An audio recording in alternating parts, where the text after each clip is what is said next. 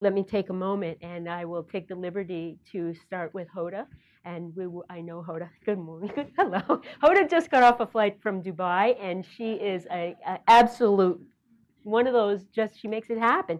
So we're going to have each of them tell us a little bit about it, and then I have the privilege of moderating and asking some really fun questions this evening. So please.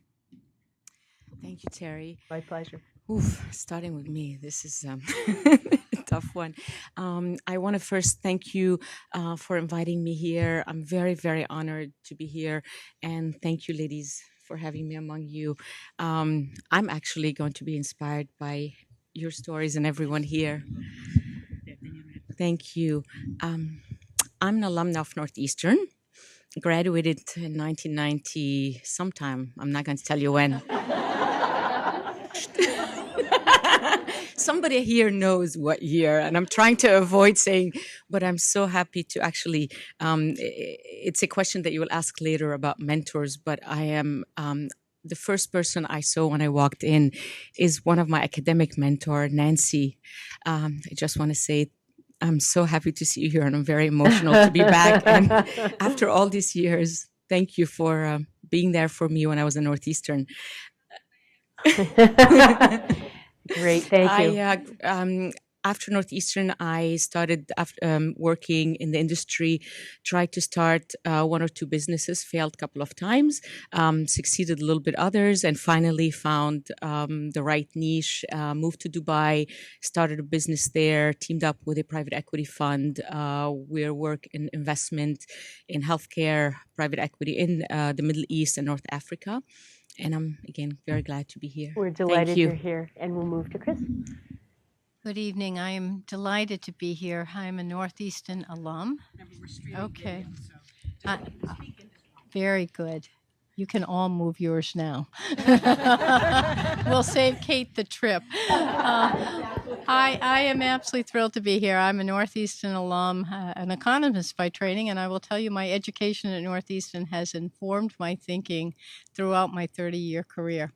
After becoming an economist, I eventually became a technologist. And somewhere along the line, in about the last 7 years, I discovered healthcare and discovered a real passion. And I think that some of the things that the Bouvé College are doing here are some of the most exciting that I've seen in my 7 years. So I'm thrilled to be here and thrilled to be on this panel with these very well-respected women. Thank you so much, Chris. Elvira. Hi, everyone. My name is Elvira Ponce. I actually am the Director of Medical Affairs at Novartis Vaccines. It's a startup company inside Novartis that started like in 2007.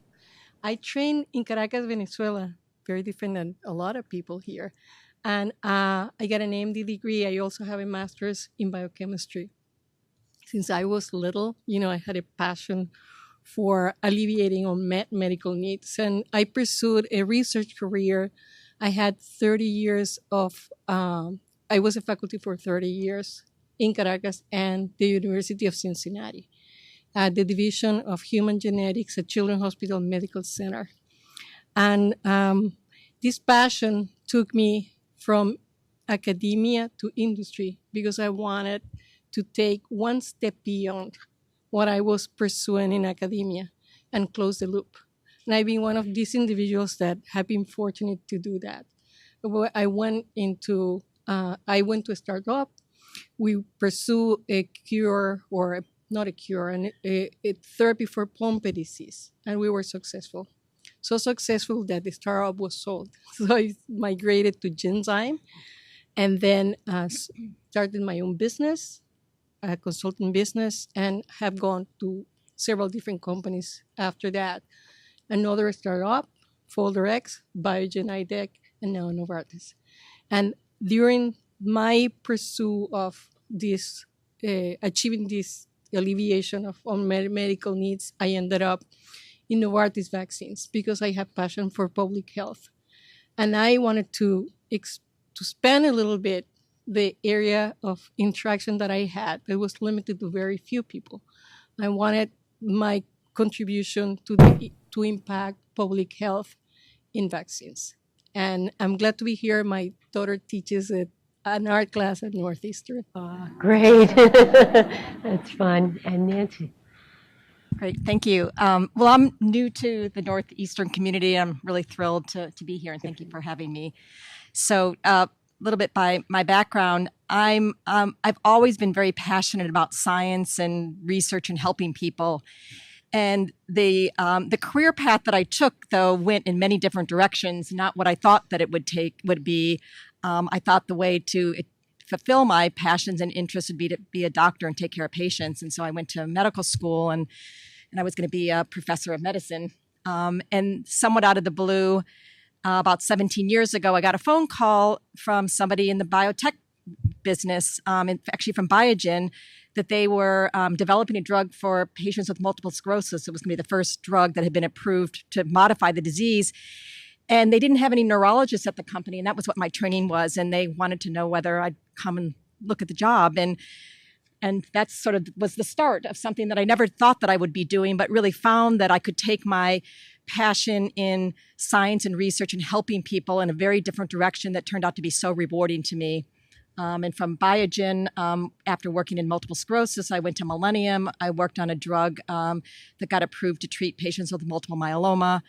And I was there for 10 years. And now on my newest adventure, I just recently became the CEO. I started up a brand new company, in a really interesting, exciting new science area. And so I'm on to my next challenge of running something from the beginning. So exciting. Wendy. It's awful to go last. Better than first. I mean, the introduction was bad enough, the women. So my name is Wendy Waring, and I work at Boston Children's Hospital. My title, which gets longer and longer, is I'm a senior vice president of what's called Network Development and Strategic Partnerships, which essentially means I do a lot of the strategy work, a lot of the development of our external relationships with referring physicians, community hospitals, as well as some academic medical centers, especially regionally. And then I also do our payer strategy, including our contracting. So, I was thinking maybe it's less, women who inspire than women who tire. And that's about how I feel this week. So I have, I'm glad to hear that people have moved around. My career has been pretty eclectic. I started out, I went to law school, and I was really interested in a lot of advocacy issues on behalf of children. I graduated. I had a lot of debt. I went to work in a law firm.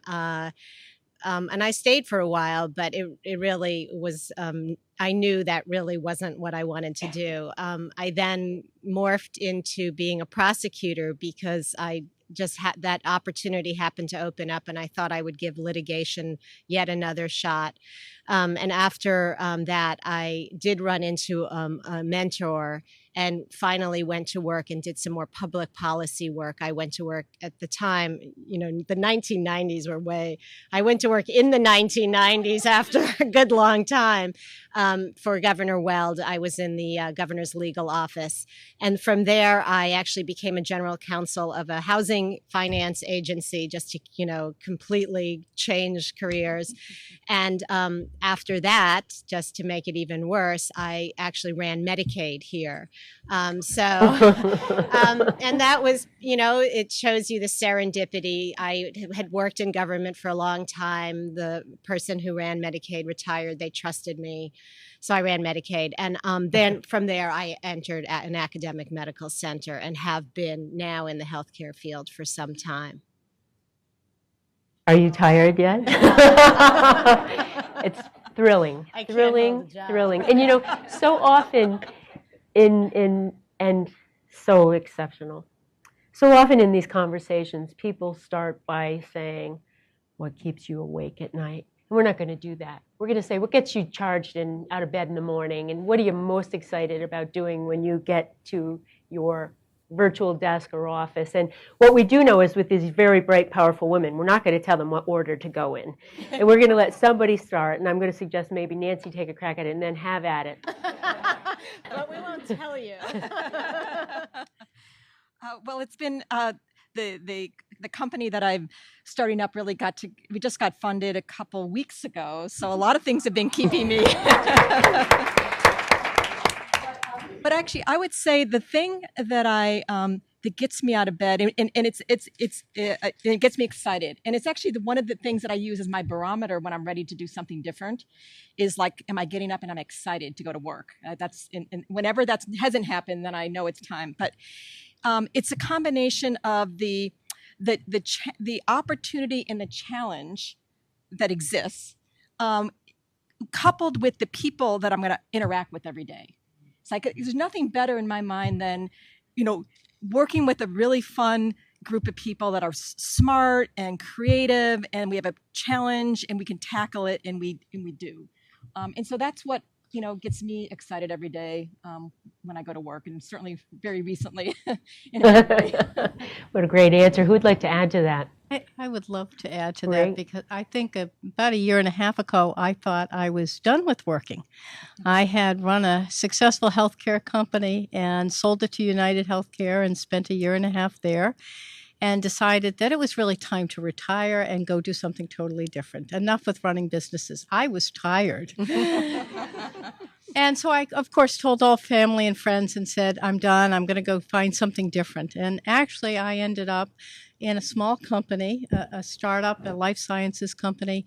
But it is a passionate company that works with cancer patients and looks for unique molecular diagnostic testing and looks for alternative therapeutic strategies. And we are in the age of personalized medicine, and bringing personalized medicine to the community oncologist is such a rewarding thing to do. So I wake up now every morning understanding that I was just a little tired, but that in fact now I have a purpose to get up every morning and get myself to work. And I'm watching the body language here, and I know Hoda and then Wendy want to talk next. Go ahead, Hoda.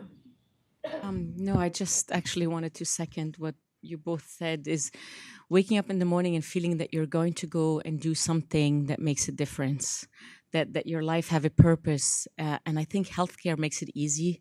So this is something for me that really excites me. And the second thing also that you mentioned is working with a team that you respect, inspire you, ethical, and you can learn from. Those two things for me are so important. And life is too short not to have both of them every morning you wake up. That's beautiful. Am I right? Did you want to add, Wendy? Or? Yeah, no, those are, I think, knowing that you can make a difference. And I think part of having had a lot of different things, part of it is being at Boston Children's is pretty inspiring. The dedication of, I don't mean this to sound trite, but the dedication of the physicians and the other clinicians who work there is pretty inspiring. Boston Children's tends to think administrators, well, we could really do this if the doctors say we could really do your job if we had more time, which is probably true, but enabling sort of the advances that they have made and what they have brought is really great. And on a more personal level, I think this is a really incredibly challenging time in healthcare in Massachusetts. It's also an incredibly exciting time. We are so far ahead of the country in adopting change and adapting to change. And so the ability to work on solutions to lower costs and improve quality is pretty exciting. Great. And you have a pretty inspirational leader at the top. We do. We all love Sandy Fenwick. She's amazing. So I'm here for her, really. So she thought you were the right person. That's why you're here. So good for you. So Dr. Leon, what is the greatest challenge that you're currently facing, or an opportunity, should you choose to twist it that way? I'm working in the vaccines area. I feel that one of the most important challenges that we have right now is public perception of vaccines. And on the other side of things is having so many possibilities for therapies and all competing for the same budget. So those are one of the two things. So perceptions and policymakers and conveying the information to the policymakers that help them make the right decisions. We were talking about multicultural aspects of your work earlier, and just to follow that, do you see a difference in vaccine uptake across the different spectrums of regions of the country, or? Yeah, and so you just touched on another one. So one of the most important challenges there is vaccine uptake. Just to give you an example, most routine vaccines are taken up at an acceptable level. For example, Tdap. So if you look at Tdap has met at this point the objective of the Healthy People 2020, that is above the 80%.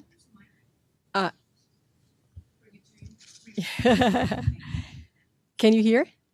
Okay, so the Healthy People 2020 objective for Tdap was 80% uptake, but it's not we haven't had the same success with uptake for herpes virus vaccine, the HPV. So, which actually is we still have ways to go until that vaccine meets the 80%. So those are most of the challenges. That's a big one. Yes. Yeah. So thinking about that, we could talk about other challenges or lessons learned, and I wonder if any of the panelists want to. Let's put this in a context that we can use. What would you say was one of the most important lessons you've learned in the past 2 years? Anybody can go ahead and. Well, not in the last 2 years. Can we broaden it up a little bit? You can do 50 years. I'll tell you a story. This is a story. I think that one of the other things that inspires me to go to work, pushing the boundaries, but also connecting people. And I think that connection and teamwork goes long ways. The example that I wanted to give you is about the therapies for Pompe disease. When I was working in academia, there were like 5 groups that were heading toward a solution for therapy for Pompe disease. Everyone had an attempt animal model, a sequence to pursue. Everyone had preliminary experiments that would lead them to therapy, but nothing happened. If you count the time from where we were that each individual group was going to take to develop a therapy would have been much more than 10 years, okay? So the patient associations came along and pushed the different groups to get together to choose the most promising animal model, the most promising cell line, and together, through the collaboration, the therapy was obtained like 2 years later. Oh. And the patient, there were a lot of patients that were going to die within that year that didn't, and there were some patients that were rescued on time, some others were too late. But I think that cooperation between groups is critical, the teamwork. I bet people will add to that, and we're talking about lessons learned and experiences and challenges, and we have women at the table here. And so I'm also interested in any comments you might have about challenges that you might face because you're a female. Maybe you have none. I ignore that. It doesn't exist. They ignore that. That's great. Ignore that. Maybe I can just say that and maybe it's not the last 2 years, but over the years, some of the challenges is sometimes a lot of the advice that I would get would be from people who wanted me to be like they were. That would include, starting with my parents, but even beyond my parents, people that I actually thought were I sort of looked to be, I thought were mentors, which in retrospect really weren't. They wanted you to be like them. And so my challenge was like, how do I sort of take that advice, but really then think about what's important for me? And it took me a while to understand the difference. And I realized that the most important mentors for me over time were those people that asked me what was important to me, and for me to take the time to really figure out what I valued.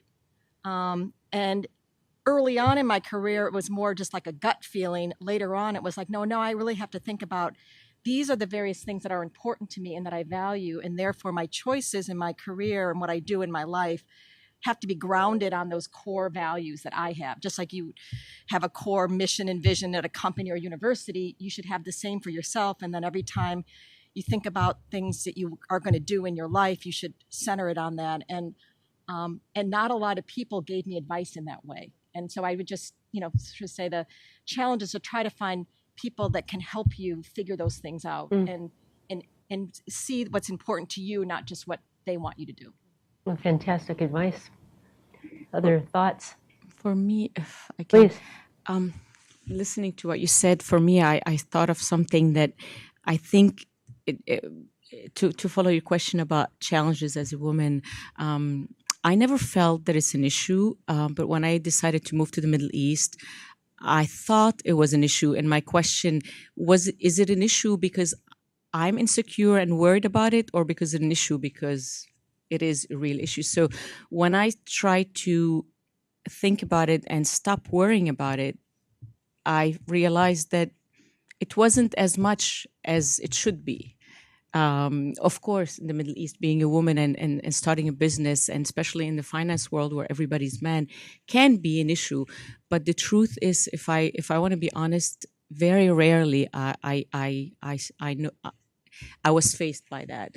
And some of the reason is because I had to force myself not to feel insecure about it and act like it's not an issue. And people perceived it that way. So when you try to, I don't know how to explain it, when you try to believe it yourself, people around you a lot of time believe it.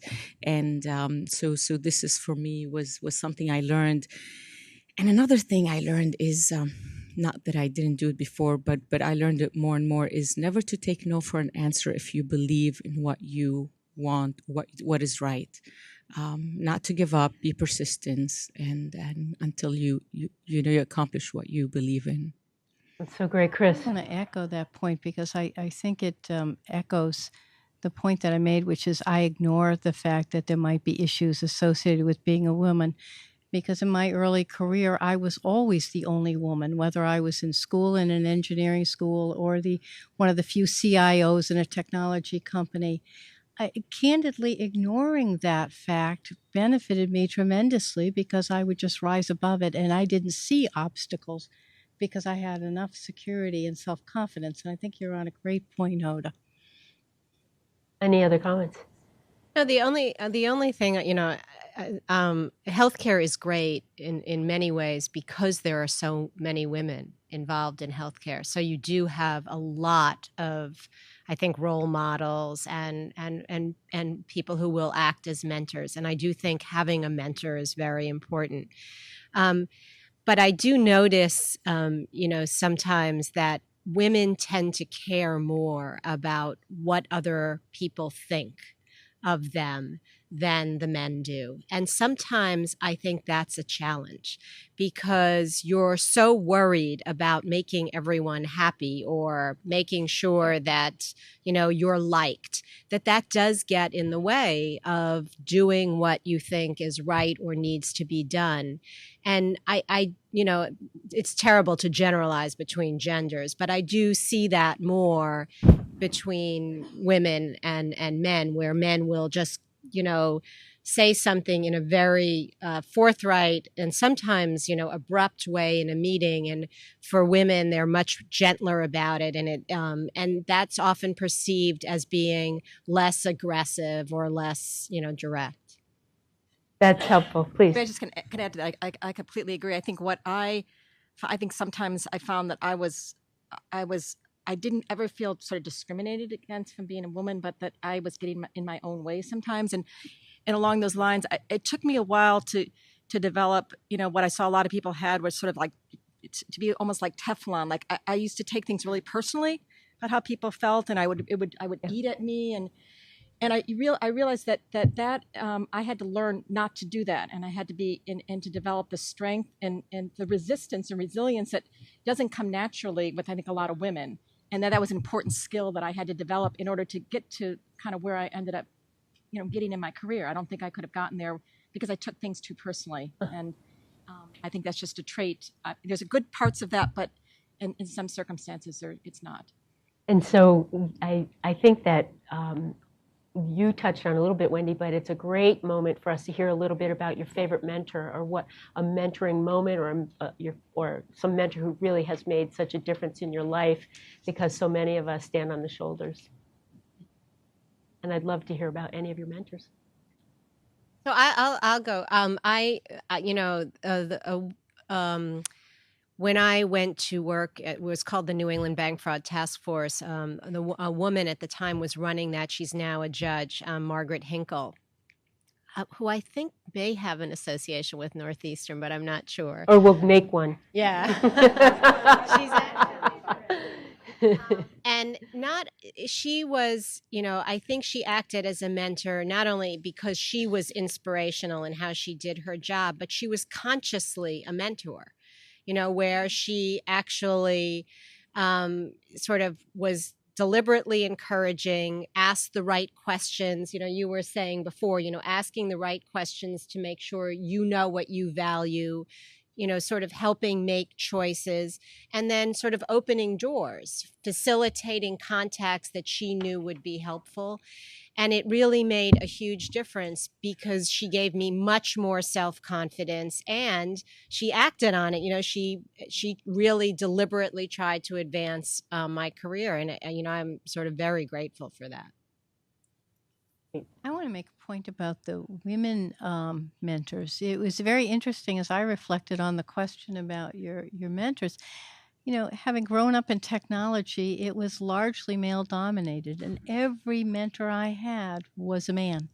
And it wasn't until my later part of my career that I actually discovered that, there were senior level women.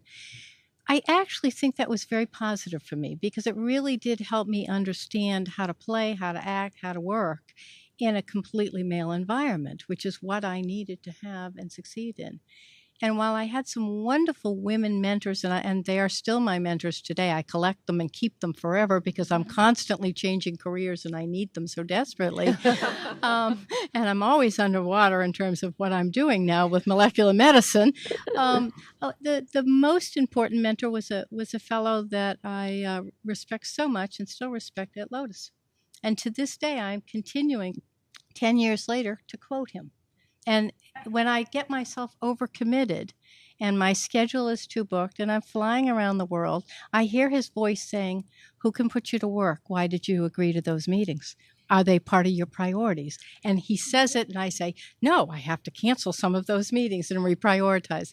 But some of his lessons have stayed with me literally for 10 or 15 years. I want to change gears a little Please. bit because we always think of mentors as somebody that is more trained than you are, more senior than you are, more senior or more trained than you are.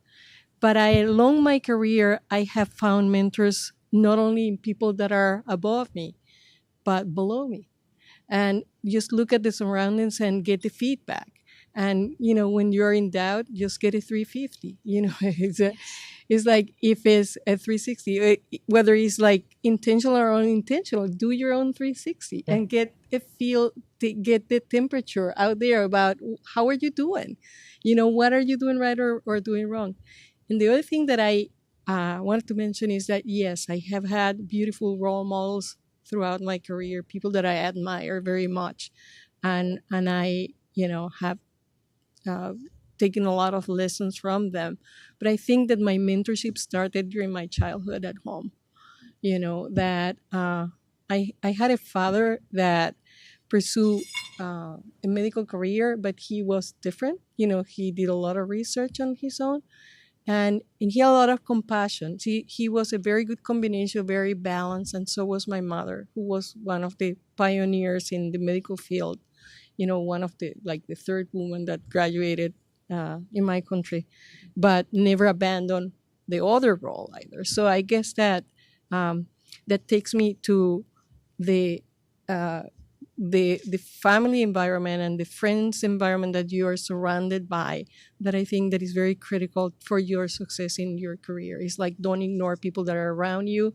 Listen to anybody. It could be an administrative assistant. It could be somebody that is help you with the cleaning. Listen to everyone and learn from everyone. That's the lesson that I learned when I was a child. That's wonderful. And so I think that we're still thinking about your good point about mentors all around us. Anybody else want to tell a mentor story? Or go ahead, Hoda. Actually, my my first answer when I saw this question was a career mentor, but now after listening to Elvira, I start thinking, I agree. For me, my parents were my first mentors in different ways. They're very different, both of them. My mom was a career woman, very, very successful and very stubborn. So I think I get some of that from her. My dad was a very ethical person that believed in only doing what's right against all odds. And he gave me that kind of tray.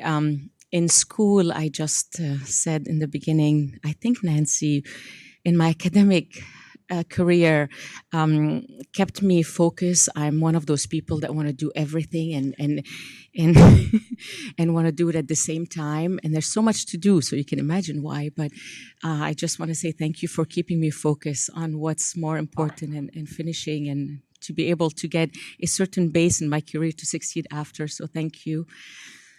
And the example of a career mentor that I want to mention is when I decided to start my own business, I had no clue about anything in business. I was a pharmacist and a political activist and wanted, again, even when I finished school, I still wanted to do everything at the same time. So I went to somebody that I really admire in my industry. He was very senior. Actually, some of the biotech people may know him, Stelios Papadopoulos. He was the chairman of SG at that time. This is like 10 years ago. And he was very, a star. So I went to him and asked him to be my mentor, and I didn't at all expect that he would say yes. But I said, what do I lose? And him accepting to be my mentor for my first business gave me a lot of energy to move forward with a lot of, how do you say, persistent to start my own business. And I failed that business, and he actually encouraged me and congratulated me to fail that business because he said, I learned a lot, I can learn like this.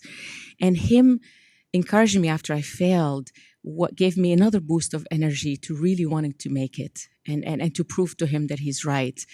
And then when I started succeeding a little bit because of his encouragement and my persistence, I went back to him and I asked him, what can I do to say thank you? And he says, nothing, just do the same for a couple of people like I did with you is enough. So he's really an inspiration to me. That is inspirational. Yeah, well, we're in an era of the Affordable Care Act, of all of the different ways that we'll be delivering care. 2014 upon us, and lots of change coming up. So I wonder if all of you would give us examples of some of the things you're most worried about, a healthcare issue you're most worried about, anything from disease to system. And if you'd like to sort of share that with us from your perspective, and your perspectives are right at the edge of what's going on. Yeah, I'll start by saying that I think we're in this period of this unbelievable breakthroughs in science and understanding disease, and talk a little bit about personalization of medicine, really each individual understanding exactly what's going on for themselves. So it's in some ways it's an amazing time. At the same time, the ability to see how you can invest in those areas and get a return, the kind of what a lot of innovation and entrepreneurism and in the capital markets, and it's a very difficult time. The cost that it takes, the time, makes it fewer people are wanting to invest. So I think what I'm worried about is kind of all this potential of really being able to make some major changes in human health, especially in a personalized manner, at the same time that we're not quite sure how we're going to be able to realize these breakthroughs, and how also as a society we can afford them. And I think it's going to be one of the biggest challenges that we all have in this sector going forward. So that's what worries me the most. Well, if you're up from 12 to 3, I'll take from 3 to 6 because I'm worried about that too. And I think you're absolutely right. We are on the verge right now of better understanding with the diagnostics, and we need to help drug companies and pharmaceutical companies develop these very targeted drugs that can be so powerful. And the thing that I see, because we work with patients all the time, where targeted therapies are making a big difference. And we need to get those targeted therapies and the education out in the hands of the practicing physician, but it's enormously difficult. And some of the things that I think are barriers right now are we're all waiting on the outcome studies. We need outcome studies. But we can't get the outcome studies because we need to get the patients in the clinical trials. Now, we can't get the patients in the clinical trials because we can't get the testing done, because it's not part of the guidelines, and we can't get the reimbursement. So we have a circular conversation going on, and we have to break down those barriers. And I really do believe working with the pharmaceutical companies to get them the patients that they need, to get those outcome studies done, will then eventually get us the drugs that we need. And that's what keeps me up at night. My worry is probably a little more along the lines that Nancy articulated. I think, speaking as sort of a hospital and worse yet as a specialty hospital, we are enormously concerned about how we are going to meet our missions. If we have 4 missions: care, research, education, and training, care and community investment. How we're going to continue as an academic medical center to meet those missions and reduce our costs sufficiently to continue to provide access to some of the most complex and specialized care. So we need tremendous scale, which just, it's a horrible way to say it, but we need a lot of patients in order to take care of the very sickest patients. And what we're finding as people try to reduce the cost of healthcare is they only want to send us the very sickest patients because we are generally a little more expensive. We only take care of kids. We can't spread our costs among adults. And as people try to create narrow networks, I'm sure some of you have heard of these, or closed systems like Keep Care within, we'll use Steward. I hope no one here works at Steward as the poster child, as they try to keep everything that they can take care of within that system and only send the sickest patients to Boston Children's. We will struggle in a very parallel way to continue to be innovative, continue to fund research. And we need to also invest in things that will reduce utilization. So here we are trying very hard to change care delivery pathways, to experiment with different kinds of care delivery, but we reduce our revenues by doing that. And the way that payers pay, so the need for change has accelerated much more quickly than payment reform has kept up with that change. And so we are actually really concerned.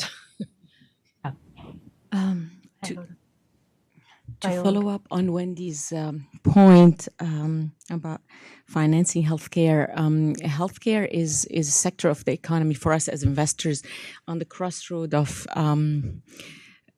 commerce and ethics. So to be able to balance those two, do good and do well, is not always that easy.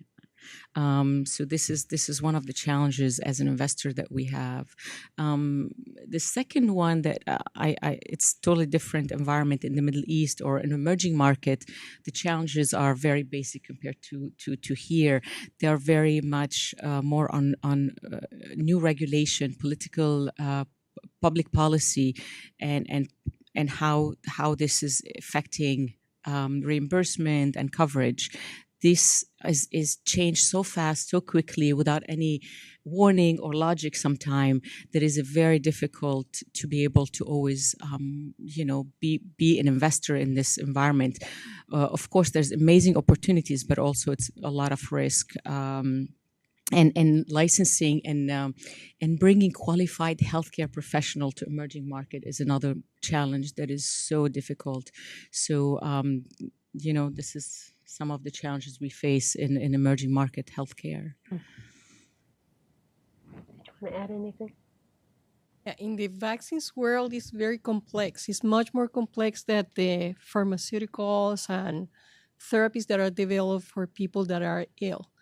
In the vaccines world, you need to vaccinate a population. The population is healthy to prevent disease.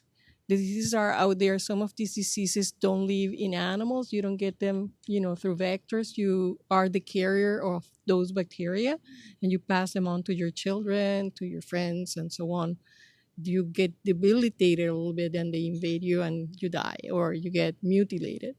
And we develop, we're at the point where we develop these vaccines for these unmet needs, and it would take to vaccinate the entire population, and health economics doesn't pan out without in addition to all the obstacles, FDA approval and so on, that pharmaceuticals have. Vaccines need recommendations from a body that meets at CDC, that is composed of experts and physicians. And these recommendations usually don't pass if there is not a health economic that justifies the vaccination. So if a disease that could be eradicated through vaccination, through a vaccine that is effective and is safe, may not get that far because there is not a recommendation for routine vaccination in a certain population. So I agree with all of you. There is a very complex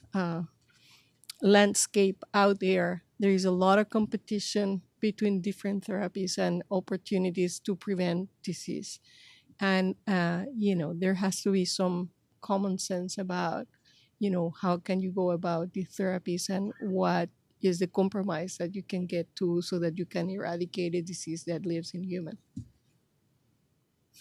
These are profound issues. And as you saw, let's reflect back to the first question.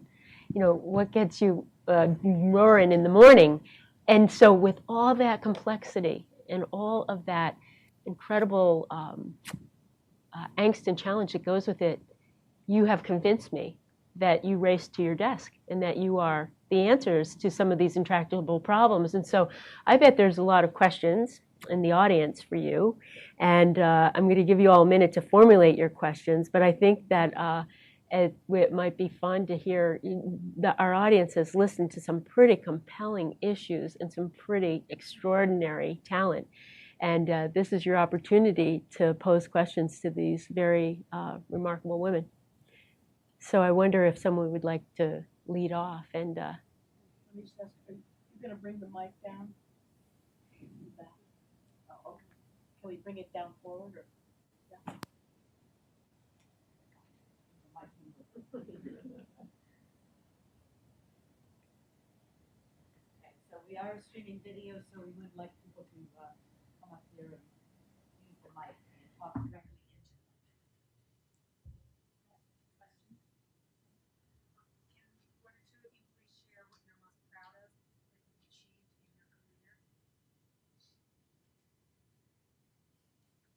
or your life.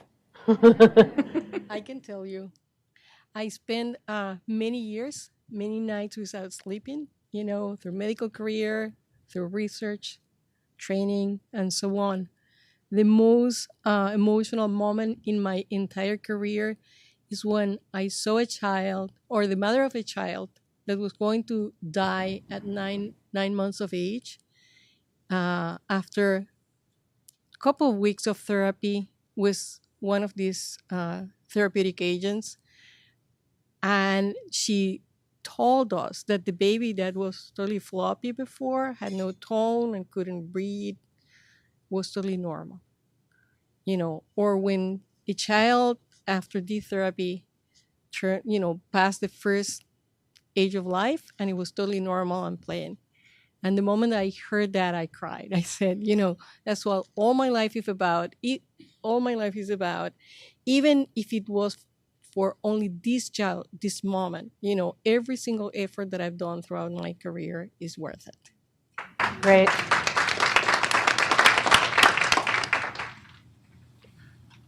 So I have a question. How do you relax? What do you do to relax? Anybody want to tell us about your parasailing or? Yeah, yeah. I have a glass of wine. Oh, there you go. I have one An too. honest woman. I second that, and I play the guitar. Guitar player, that's great.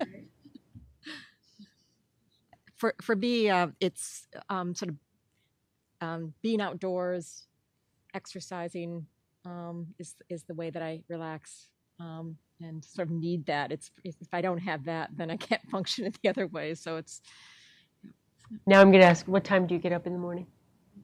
I don't get up. I'm not an early. Oh, early thank you. riser. Usually I get up and I run at 4:30, and then I was like, thank you. I really appreciate that. I get up at 5:20. Okay. Great. Well, if you work in a hospital, Yes. It's kind of tough, that if you want to meet with any physicians. But, I've been a big advocate, and sometimes I think, I've been very disciplined all my life about sort of getting exercise, and I get outside. So I've always had a dog. I always run with my dog, and but there are times when people will try to schedule meetings, 4 days a week at 6:30 or 7 a.m. and I say no. So I've been, I think you have to have whatever it is, whether it's that you want to go to a book club or something, that it's really important to have something that you do protect on that other side of your life. And I've lived through it. If I say no, people will go on without me. I'm not that important. So, it does tend to give balance.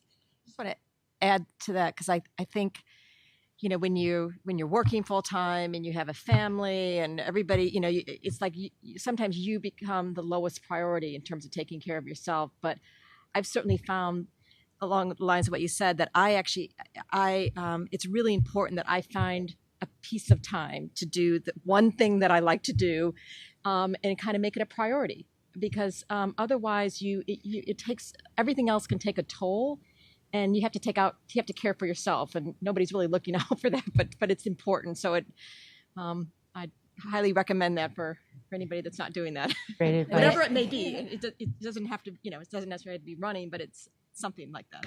So I call that money in the bank. Yeah. Wonderful. And it'd be great if Because you'd introduce yourself. You're going to have situations in which you're going to be really worn out if you don't have money in the bank. Yeah, I agree. Great So point. my name is Hale Armian, and I'm with the Joslin Diabetes Center. And my career began as a healthcare consultant and traveling and working with pharmaceutical companies, and then migrating into academia and medical centers. And throughout this time, I was also a mom. And I always felt that I was the CEO of my household, and yet trying to juggle the career life as well. So I'd be curious to know, where are you in your stages in life? Do you have children? And how did you balance the motherhood aspect of your life along with your careers? Wait, first we have to know where you got your stockings. Good one. My 14-year-old at Urban Outfitter. That's great. Does anybody want to talk about that balance? Yeah, I am a mother of two. I raised these two kids that are now married and gave me 4 grandchildren. Aw. So I was like, so I haven't ended it. Yeah. I think that throughout my career, my life, I've been very disciplined, and I have always included like the run in the morning or in the evening, and made the extra effort to fit it in no matter what. I think that's what took me throughout my career. It continues to take me every day, energizes me. If I don't do it, I don't have the energy. So that's how I did it. I didn't skip anything. I didn't want to take a long time off when I had my children. I worked throughout. I'm a workaholic. And being a workaholic energizes me too. So I'm the mother of 2 children, 24-year-old, 26-year-old, and I can say that having worked throughout my entire career, they ended up really okay. But there were lots of times I worried as I was flying off to Singapore and setting my alarm so I could call them when they got home from school. you can stay connected, and I thought I could, but there were many times that I wondered if I were really balancing at the right time. Was I doing a good job because I had to be home with the kids because they were sick? Was I doing a good job mothering? You always question it. And I think you can't ever say that you're balancing on any given day. You're balancing over the week. You're balancing over the months. You're where you need to be. Sometimes you need to be at work, and sometimes you need to be with the kids, and you've got to figure out your own personal balance there. But I'm relieved to say they're still calling. My way of relaxation is I get home from work, and that's usually when I have to do my email because I'm in meetings all day. I'm a habitual overcommitter. And at night, I do my email after dinner for an hour. My husband understands that. I will watch the CSI program with him eventually. But first, I have to get done my email. And my children, because they're on the East Coast and the West Coast, typically will call me on their way home. 3-4 times a week, I'll get a call, and I catch up with them. And that's my way of turning off, hearing about their day for the 15 minutes, and then sort of winding down. Oh, that's nice. Great. Anybody else?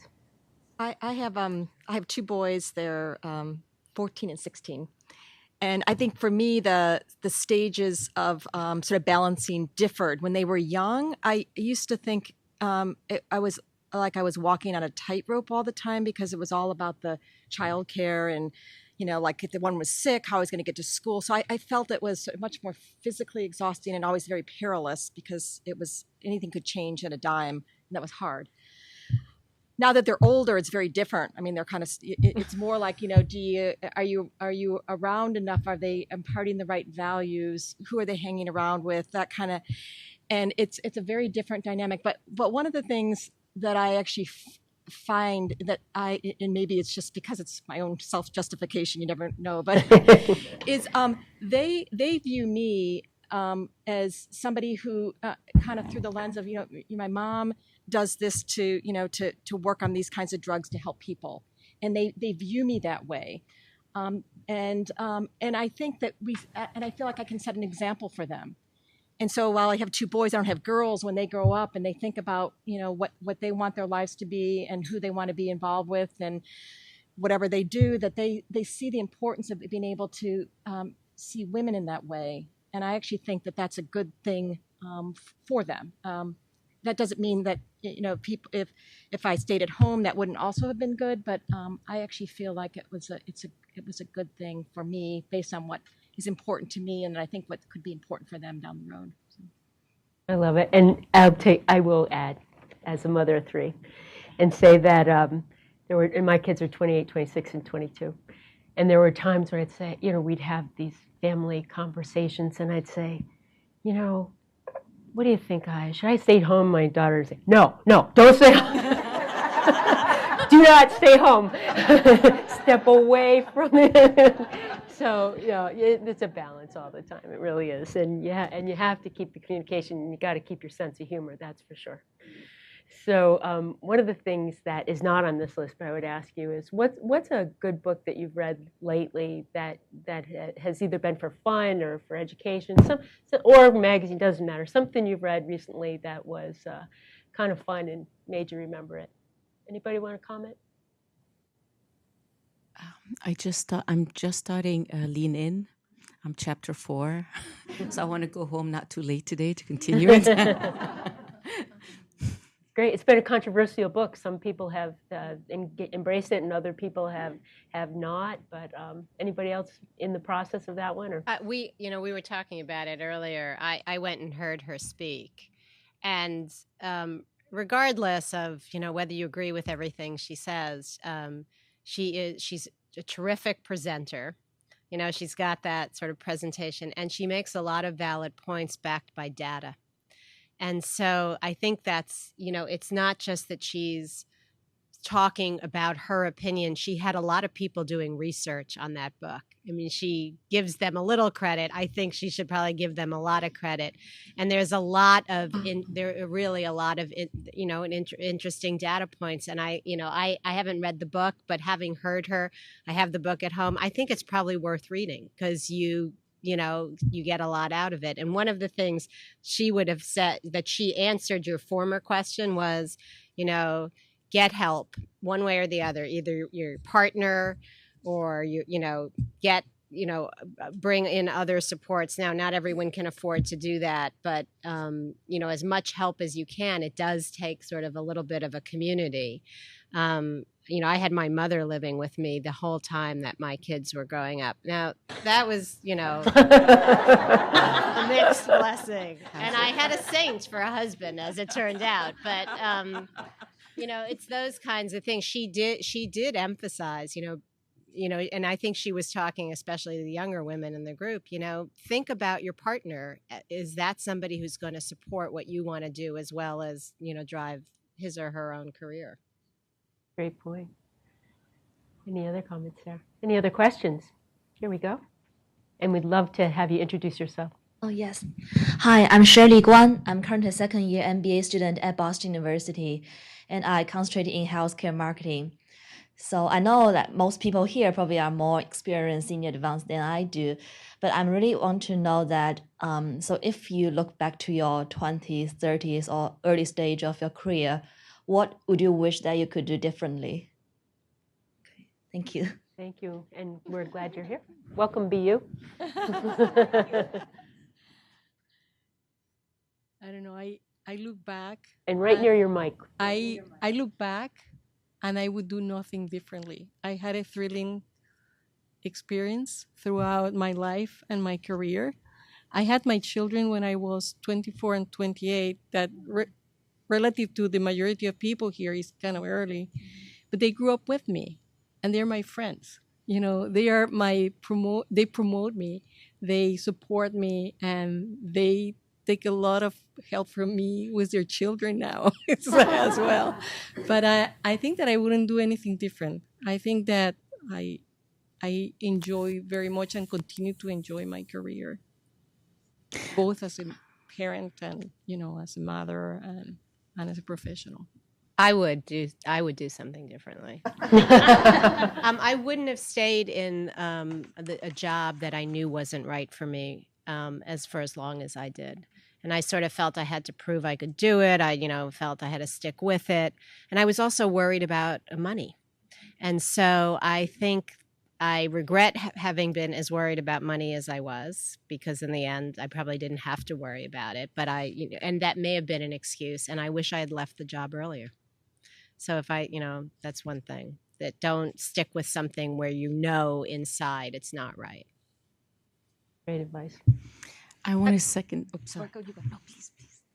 I was just going to say, I would take risks, probably, and I think there's often this, you get comfortable and you go along sort of the path, and I think I found that the biggest learning for myself, not just career-wise, but just personally, is to take a risk, to take more risks. So that's what I would say. And even if you're not sure, you could succeed at something, go for it. And try to, and try to get support. But that's what I would say. I wanted to second Elvira what she said. I don't regret anything, because when I look back, every part of my life taught me something and made me what I am now. I thought I would regret certain part from time to time. I look back, not being serious too early enough when I finished school, and I recommend to every young student here, take your time, have fun, don't take life seriously. You have all your life. I really messed up too long. I'm not according to the traditional path. After college, I took my time. I had too much fun. I did things that I cared about. I was an activist. I didn't have a specific 10-year or 5-year plan. But you know what? Now looking back, I'm so happy I did it then. When I looked at my friends at that time, I wasn't doing what they did. When I started my career, I took risks a lot. I felt that tomorrow is another day and tomorrow may not exist, so I lived every day fully. I left jobs when I did not respect my boss, not knowing where my paycheck is coming, but I didn't care. I wanted to wake up every morning and go to work when I respect people and I'm learning from. And a lot of time it was crazy decisions, but it was great. It made me feel so strong and powerful. Now I'm becoming serious. I worry about tomorrow. I save money, and it's not as much fun as before, but at some point in your life, you have to do it. You're here. Anybody else want to comment on things that you would do differently? Otherwise, let's hear our next question. Hi, Rachel from Sanofi Pasteur. You all have talked about having a variety of different positions over your career and knowing sort of when you were no longer motivated by where you were currently at, that it was time to move on. When you came to that realization, did you actively work and put a lot of effort into more training or finding a new position, or was it sort of just fortuitous that something came along at that time and you felt like that's something I need to go to and to jump on? So I'll take that one. As I was reflecting on my own career, I started as an economist, and I enjoyed that. I only did it for several years. It informed a lot of my thinking, but I realized it wasn't my passion. And I noticed that there was a common theme of technology. So when I saw that, I did go back to school, actually, to Northeastern at night, yet again, having got my master's, plug for Northeastern Evening School. And I did. I took programming courses and technology courses to help me go into the next phase of things. And every time I feel I'm getting a little bored, so from technology then into healthcare, I need to get grounded. And so I do think it's been about, for me, continuing education. When you ask the question about what book were you reading last, it really is molecular medicine. Yeah. Because I avoided religiously anything to do with biology all through my school years. And and now I have a wonderful team of PhD scientists that I can't converse with. So even the fun books I'm reading are The Amazing Life of Henrietta Lacks, just so I can learn something about the field. But I know I'm going into a new field and I need to get educated. Great. Anybody else? The one other thing I would add is I think the aspect of sort of reaching out and talking to a bunch of people, it's that that informal network, not just within your company, but outside, that a lot of times can open doors. And that's certainly for me, that's been a big piece of things is, you just never know when something might turn out and kind of what you're interested in, what you're thinking about next, and someone connects you. And so I would sort of, in addition to the, thinking about continuing education, think about that, really building up your network, and just getting your name out there, getting people to get to know you, and things happen. I think that piece is very critical, especially at the, I think that piece is very critical, especially at the early stages of your career. Opportunities, not only opportunities, but mentorship and learning about yourself, through others and shadowing people and understanding, what's out there that is waiting for you to break into. And my personality is like, I feel always like in a tightrope. I love being in a tightrope. When I'm too comfortable, I don't feel good about that. It's time to move on, like you said. So I like exploring new things. And I trained as a physician. I went into research. And I've been working in industry since the year 2000. And each time I'm exploring a different piece of it, and understanding the business from a different perspective. And understanding that puts you in a position where you are going to be influencing at a different level. So if I need to learn about the business, I learn about the business. If I need to learn about the finances, I learn about the finances. And it's all a different world. And it's all, if you don't understand the whole thing together, you cannot position yourself you're not going to be able to be in a position to influence, largely the area where you're working. So learning about other things is always enriching, not just being, I think that if I have to say something, I had a conversation with my husband recently, and I don't like to separate myself from the gender point of view, but there are some things that are inherent to our biology. So we're born and we can bear children. We can bear children, and we are there to majorly provide the support. It's not that the male cannot provide the support, but that makes us also more comfortable with staying where we're at and and carefully programming what you're going to do in life. And I have found out that when I look at what men do in corporations and in the environment that is surrounds me, they are not aiming for perfection, that they are jumping steps and looking at what is the quickest way to getting to your objective. And that's one thing that I've learned from industry compared to academia. In academia, you're very systematic, very thorough. You are building up, the groundwork for something that is going to come and jump on. What I encourage you to do is analyze yourself and see what is the shortest time that you can have to get to the next step. And what is your overall goal? Not planning for the second or the third step after the one that you're at. Just think about where you want to get to and see what is the shortest time to get there. And one other thing I would just add is, I think if you're thinking about your path, I want this position, I think that's not the right way to think about it. Think, what are the things that are important to me? Because there might be things that you didn't even know about that actually meet all these things. So you kind of have to orient it not about this next position, it's the things I want to have next. Other questions? I think all of us owe these women an enormous debt of gratitude.